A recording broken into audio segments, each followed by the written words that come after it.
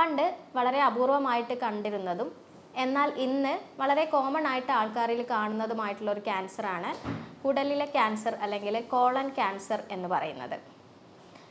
നമ്മുടെ ലോകത്തിൽ ഏറ്റവും മൂന്നാമത്തെ കോമൺ ആയിട്ട് കാണപ്പെടുന്ന ക്യാൻസറാണ് ഈ കുടൽ ക്യാൻസർ എന്ന് പറയുന്നത്. അതുപോലെ തന്നെ മരണനിരക്കിൽ ഏറ്റവും രണ്ടാമത് വരുന്ന ക്യാൻസറുമാണ് കുടൽ ക്യാൻസർ. അപ്പം എന്തുകൊണ്ടായിരിക്കാം ഇത് ഇങ്ങനെ കൂടി വരാനുള്ള കാരണം? അതിന് ഒരേ ഒരു ഉത്തരമേ ഉള്ളൂ, നമ്മുടെ മാറിയ ജീവിതശൈലി തന്നെയാണ്. എന്നാൽ ഈ വൻകുടലിലെ ക്യാൻസർ ഇത് നേരത്തെ തന്നെ കണ്ടെത്താൻ കഴിഞ്ഞാൽ അത് പൂർണ്ണമായിട്ടും മാറ്റിയെടുക്കാൻ പറ്റുന്ന ഒരു ക്യാൻസർ തന്നെയാണ്. അപ്പോൾ അതുകൊണ്ട് തന്നെ ഇത് ആർക്കൊക്കെയാണ് വരാനുള്ള സാധ്യതയുള്ളത്, എങ്ങനെയാണ് നമുക്കിതിനെ കണ്ടെത്താൻ സാധിക്കുക, എങ്ങനെ നമുക്കിതിനെ മാറ്റാൻ സാധിക്കും എന്നിങ്ങനെയുള്ള കാര്യങ്ങളൊക്കെയാണ് ഈ വീഡിയോയിൽ പറയുന്നത്.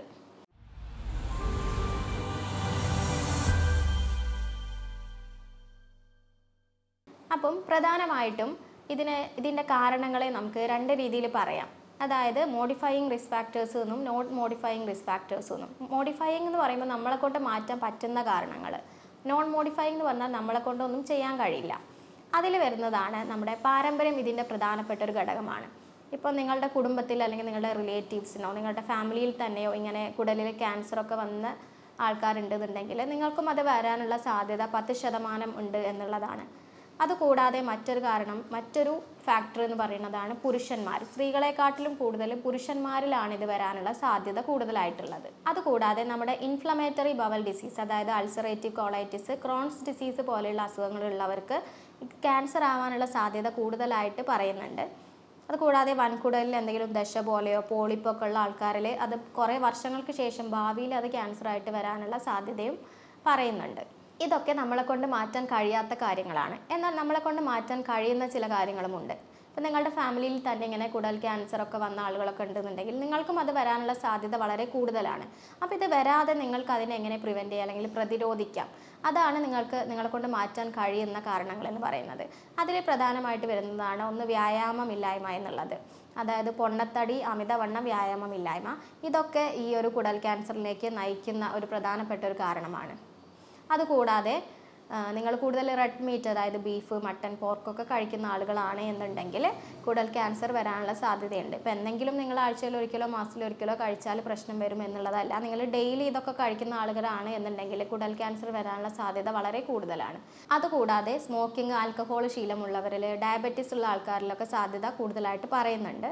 അതുകൂടാതെ നിങ്ങൾ വെള്ളം കൂടി തീരെ കുറവുള്ള ആൾക്കാരാണ്, ലോ ഫൈബർ ഫുഡ്സാണ് എപ്പോഴും കഴിക്കുന്നത്, നാരുകൾ അടങ്ങിയിട്ടുള്ള ഭക്ഷണങ്ങളൊന്നും നിങ്ങൾ തീരെ കഴിക്കുന്നില്ല എന്നുണ്ടെങ്കിൽ, അതുപോലെ തന്നെ പ്രോസസ്ഡ് ഫുഡ്സ് കൂടുതൽ കഴിക്കുന്നുണ്ടെന്നുണ്ടെങ്കിലും ഇത് വരാനുള്ള സാധ്യത വളരെ കൂടുതലാണ്. പ്രോസസ്ഡ് ഫുഡ്സ് എന്ന് പറയുമ്പോൾ നമ്മൾ ഭക്ഷണങ്ങൾ കേടുകൂടാതെ ഇരിക്കാൻ പാക്കേജ്ഡൊക്കെ ആക്കി വെക്കുന്ന പാക്കേജ്ഡ് ഫുഡ്സാണ്. അപ്പോൾ അതൊക്കെ നിങ്ങൾ കൂടുതൽ കഴിക്കുന്നുണ്ടെന്നുണ്ടെങ്കിലൊക്കെ ഇത് വരാനുള്ള സാധ്യത വളരെ കൂടുതലായിട്ട് പറയുന്നുണ്ട്. അപ്പോൾ ഇത് സാധ്യതയുള്ളവർ ഇത്തരം കാര്യങ്ങളൊക്കെ ഒന്ന് മാറ്റി നിർത്തുക അല്ലെങ്കിൽ കൺട്രോൾ ചെയ്യുക. ഈ കുടൽ ക്യാൻസറിന് പ്രധാനമായിട്ടും 4 സ്റ്റേജസ് ആണുള്ളത്. അതിൻ്റെ ഒന്നാമത്തെയും രണ്ടാമത്തെയും സ്റ്റേജിലൊക്കെ നമുക്കിത് കണ്ടെത്താൻ കഴിഞ്ഞാൽ നമുക്കിത് പൂർണ്ണമായിട്ടും തന്നെ മാറ്റിയെടുക്കാവുന്നതാണ്.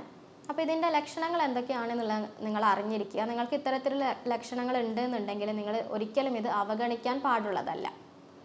അതിൽ നമ്മുടെ വൻകുടലിന് പ്രധാനമായിട്ടും അസെൻഡിങ് കോളന്, transverse colon, descending colon, sigmoid colon, rectum എന്നിങ്ങനെ 5 പാർട്ടുകളാണുള്ളത്. അപ്പോൾ ഇവിടെ എവിടെയെങ്കിലും ഒരു ഗ്രോത്ത് അല്ലെങ്കിൽ ഒരു ക്യാൻസർ വരാനുള്ള സാധ്യത ഉണ്ട്.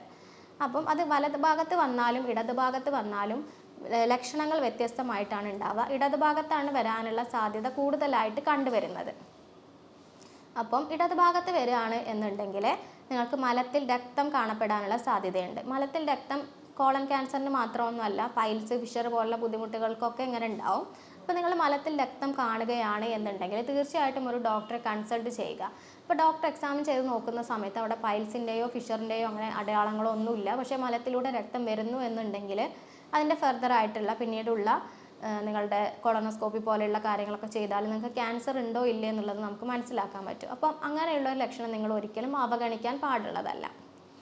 രണ്ടാമത്തെ ഒരു ലക്ഷണം എന്ന് പറയുന്നത് ആൾട്ടേർഡ് ബവൽ ഹാബിറ്റ്സ്.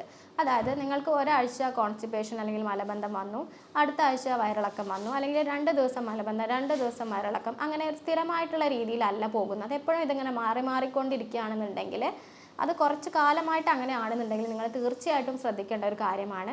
അത് കുടൽ ക്യാൻസറിൻ്റെ ഒരു ലക്ഷണം തന്നെയാണ്. അതുകൂടാതെ നിങ്ങൾക്ക് മലബന്ധം, കോൺസ്റ്റിപ്പേഷനൊക്കെ ഇങ്ങനെ ഉണ്ടാവാനുള്ള സാധ്യതയും കൂടുതലാണ്. എന്നാൽ നിങ്ങൾക്ക് വലതുഭാഗത്താണ് ക്യാൻസർ എന്നുണ്ടെങ്കിൽ ഇത്തരത്തിലുള്ള കോൺസ്റ്റിപ്പേഷൻ അല്ലെങ്കിൽ മലബന്ധം പോലുള്ള ബുദ്ധിമുട്ടുകളൊക്കെ ഉണ്ടാകാനുള്ള സാധ്യത കുറവാണ്. അതിന് പകരം നിങ്ങൾക്ക് വലതുഭാഗത്ത് വേദന അല്ലെങ്കിൽ ഗ്യാസ് പോലുള്ള ബുദ്ധിമുട്ടുകൾ, അതുപോലെ തന്നെ ശരീരഭാരം കുറയുക എന്നിങ്ങനെയുള്ള ബുദ്ധിമുട്ടുകളൊക്കെ ആയിരിക്കും അനുഭവപ്പെടുന്നത്. ഇനി 4th സ്റ്റേജിലേക്കൊക്കെ വരുന്ന സമയത്താണ് എന്നുണ്ടെങ്കിൽ നിങ്ങൾ ചികിത്സയൊന്നും എടുത്തിട്ടില്ലെങ്കിൽ കുടൽ ചുരുങ്ങിപ്പോയിട്ട് അവിടെ അസഹനീയമായ വേദന, അതുപോലെ തന്നെ ഓക്കാനം, ഛർദി പോലുള്ള ബുദ്ധിമുട്ടുകളൊക്കെ ഉണ്ടാകും. 4th സ്റ്റേജ് എന്ന് പറയുമ്പോൾ മെറ്റാസ്റ്റാസിസ് സ്റ്റേജാണ്. അതായത് ഇത് മറ്റുള്ള അവയവങ്ങളിലേക്ക്, നിങ്ങളുടെ കരൾ, ശ്വാസകോശം പോലുള്ള അവയവങ്ങളിലേക്കൊക്കെ വ്യാപിച്ചിട്ടുണ്ടാവും എന്നുള്ളതാണ്. അപ്പോൾ ഈ കുടലിലെ ക്യാൻസർ നിങ്ങൾ നേരത്തെ തന്നെ കണ്ടെത്തുകയാണെന്നുണ്ടെങ്കിൽ, പ്രത്യേകിച്ച് സ്റ്റേജ് 1, 2 കണ്ടെത്തുകയാണെന്നുണ്ടെങ്കിൽ നിങ്ങൾക്കിത് ട്രീറ്റ്മെൻറ്റ് എടുത്ത് മാറ്റാൻ സാധിക്കും. അപ്പോൾ അതിന് നമ്മളെ ഹെൽപ്പ് ചെയ്യുന്ന ഏറ്റവും പ്രധാനപ്പെട്ട ഒരു ഇൻവെസ്റ്റിഗേഷനാണ് കോളനോസ്കോപ്പി എന്ന് പറയുന്നത്. നമ്മുടെ എൻഡോസ്കോപ്പി ഒക്കെ ചെയ്യുന്നത് പോലെ മലദ്വാരത്തിലൂടെ ട്യൂബ് കയറ്റി നമ്മുടെ വൻകുടലിലുള്ള എന്തെങ്കിലും ഗ്രോത്ത് ഉണ്ടോ, വളർച്ചയുണ്ടോ എന്നൊക്കെ കണ്ടെത്തുന്ന ഒരു ടെക്നിക്കാണ് കോളനോസ്കോപ്പി. അപ്പോൾ ഈ കോളനോസ്കോപ്പി ചെയ്താൽ ചില ആളുകളിൽ ഇങ്ങനെ പോളിപ്പ് ഒക്കെ കാണപ്പെടാറുണ്ട്. പക്ഷേ ഈ പോളിപ്പ് നമ്മൾ ശ്രദ്ധിക്കേണ്ട ഒരു കാര്യം തന്നെയാണ്. ഇത് വർഷങ്ങൾക്ക് കഴിഞ്ഞാൽ ഇത് ക്യാൻസർ ആവാനുള്ള സാധ്യത വളരെയധികം കൂടുതലാണ്. അപ്പോൾ പ്രത്യേകിച്ചും നിങ്ങൾക്ക് ഫാമിലി ഹിസ്റ്ററി അല്ലെങ്കിൽ നിങ്ങളുടെ കുടുംബത്തിൽ ഇങ്ങനെ കുടൽ ക്യാൻസറൊക്കെ ഉള്ള ആളുകൾ ഉണ്ടെന്നുണ്ടെങ്കിൽ നിങ്ങൾ തീർച്ചയായിട്ടും ഒരു കോളനോസ്കോപ്പി, പ്രത്യേകിച്ച് ഒരു 45 വയസ്സ് കഴിഞ്ഞതിന് ശേഷം ഒരു കോളനോസ്കോപ്പി ഒക്കെ എടുത്ത് നോക്കുന്നത് വളരെയധികം നല്ലതായിരിക്കും. ഇനി കോളനോസ്കോപ്പി ചെയ്തിട്ട് എന്തെങ്കിലും തരത്തിലുള്ള മുഴകളോ ഗ്രോത്തൊക്കെ ഉണ്ടെങ്കിൽ അത് നമുക്ക് ബയോപ്സി ചെയ്താൽ അത് ക്യാൻസർ ആണോ അല്ലയോ നമുക്ക് വ്യക്തമായിട്ട് തന്നെ കണ്ടെത്താൻ സാധിക്കും. അപ്പോൾ നിങ്ങൾ പേടിച്ചിരിക്കാതെ ഇങ്ങനെയുള്ള ഇൻവെസ്റ്റിഗേഷൻസ് ഒക്കെ പോയി ചെയ്യുക. ഇനി എന്തെങ്കിലും ഉണ്ടെങ്കിൽ തന്നെ ഫസ്റ്റ് സ്റ്റേജിലാണെങ്കിൽ തന്നെ നമുക്കത് ട്രീറ്റ്മെൻറ്റ് എടുത്തിട്ട് മാറ്റാനും സാധിക്കും. അതുകൂടാതെ വേറൊരു ടെസ്റ്റാണ് ഫീക്കൽ ഒക്കൽട്ട് ടെസ്റ്റ്. നിങ്ങളുടെ മലത്തിൽ ബ്ലഡിൻ്റെ അംശം ഉണ്ടോ എന്ന് കണ്ടെത്തുന്ന ഒരു ടെസ്റ്റാണിത്. എന്നാൽ ഇത് നമുക്ക് ഇത് വെച്ചിട്ട് ക്യാൻസർ ആണെന്ന് ഉറപ്പിക്കാനൊന്നും പറ്റില്ല. പക്ഷേ ഇതൊരു സ്ക്രീനിങ് ടെസ്റ്റ് ആയിട്ടൊക്കെ നമുക്ക് ഉപയോഗിക്കാം. കൂടാതെ വേറെ ഒന്നാണ് നമ്മുടെ എക്സ്റേ ഒക്കെ എടുക്കുന്ന പോലെ ബേരിയം എനിമ എന്ന് പറഞ്ഞൊരു ടെസ്റ്റ് ഉണ്ട്. അത് ചെയ്താലും നമുക്ക് കുടലിലെ ക്യാൻസറൊക്കെ ഒരു പരിധിവരെയൊക്കെ കണ്ടെത്താൻ സാധിക്കും. അപ്പോൾ നിങ്ങൾ ഇങ്ങനെയുള്ള പാരമ്പര്യ കാര്യങ്ങൾ അല്ലെങ്കിൽ ഇതിനോട് ഇൻഫ്ലമേറ്ററി ബവൽ ഡിസീസ്, മലബന്ധം ഒക്കെ അനുഭവിക്കുന്ന ആളുകളാണ് എന്നുണ്ടെങ്കിൽ എത്രയും പെട്ടെന്ന് തന്നെ ഇത്തരത്തിലുള്ള ടെസ്റ്റുകളൊക്കെ ചെയ്ത് ഇത് ക്യാൻസർ അല്ല എന്നുള്ളതൊക്കെ നിങ്ങൾ റൂൾ ഔട്ട് ചെയ്യുക. അതായത് ക്യാൻസർ അല്ല നിങ്ങൾ ഉറപ്പ് വരുത്തുക എന്നുള്ളതാണ് ചെയ്യാനുള്ളത്. അപ്പം ഇതിലേക്ക് വരുത്തുന്ന കാരണങ്ങൾ, അതായത് ഇതിൻ്റെ റിസ്ക് ഫാക്ടേഴ്സ്, മലബന്ധം, ഇടയ്ക്കിടയ്ക്ക് മലബന്ധം വരിക, വയറിളക്കം വരിക, അതുപോലെ തന്നെ ഇൻഫ്ലമേറ്ററി ബവൽ ഡിസീസൊക്കെ നമുക്ക് ട്രീറ്റ്മെൻറ്റ് എടുത്താൽ അത് ക്യാൻസറിലേക്ക് പോവാതെ തന്നെ നമുക്കത് പ്രിവെൻറ്റ് ചെയ്യാൻ സാധിക്കും എന്നുള്ളതാണ്. ഇതിൻ്റെ അടിസ്ഥാന കാരണം എന്താണെന്ന് കണ്ടെത്തി ആദ്യം തന്നെ അതിനെ ട്രീറ്റ്മെൻറ്റ് ചെയ്താൽ ഇത് ക്യാൻസറിലേക്ക് പോവാതെ അതിനെ നമുക്ക് പ്രതിരോധിക്കാൻ സാധിക്കും. അപ്പോൾ നമ്മളവിടെ ചെയ്യണത് ഒരു രോഗിയുടെ ശാരീരികമായിട്ടുള്ള ലക്ഷണങ്ങളും മാനസികമായിട്ടുള്ള പ്രത്യേകതകളൊക്കെ കൺസിഡർ ചെയ്തിട്ട് യൂറോപ്യൻ നിർമ്മിത സോഫ്റ്റ്വെയറിൻ്റെയും ആർട്ടിഫിഷ്യൽ ഇൻ്റലിജൻസിൻ്റെയും സഹായത്തോടെ രോഗനിർണയവും മരുന്ന് നിർണയവും നടത്തും. അതിനുശേഷം ജർമ്മൻ പൊട്ടൻസി മെഡിസിൻസ് ആണ് ചികിത്സയ്ക്കായിട്ട് ഉപയോഗിക്കുന്നത്. അതുകൊണ്ട് തന്നെ ഇതിന് പാർശ്വഫലങ്ങളോ ഒന്നും തന്നെ ഉണ്ടായിരിക്കുകയില്ല. ആശുപത്രിയിൽ നേരിട്ട് വരാൻ ബുദ്ധിമുട്ടുള്ളവരാണ് എന്നുണ്ടെങ്കിൽ ഓൺലൈൻ കൺസൾട്ടേഷനിലൂടെ മരുന്നുകൾ വീട്ടിലെത്തിക്കും. അപ്പോൾ നിങ്ങൾക്ക് ഈ കോളൻ ക്യാൻസർ അല്ലെങ്കിൽ കുടലിലെ ക്യാൻസർ പ്രിവെൻറ്റ് ചെയ്യാൻ, പ്രതിരോധിക്കാൻ നിങ്ങൾ ശ്രദ്ധിക്കേണ്ട കുറച്ച് കാര്യങ്ങളുണ്ട്.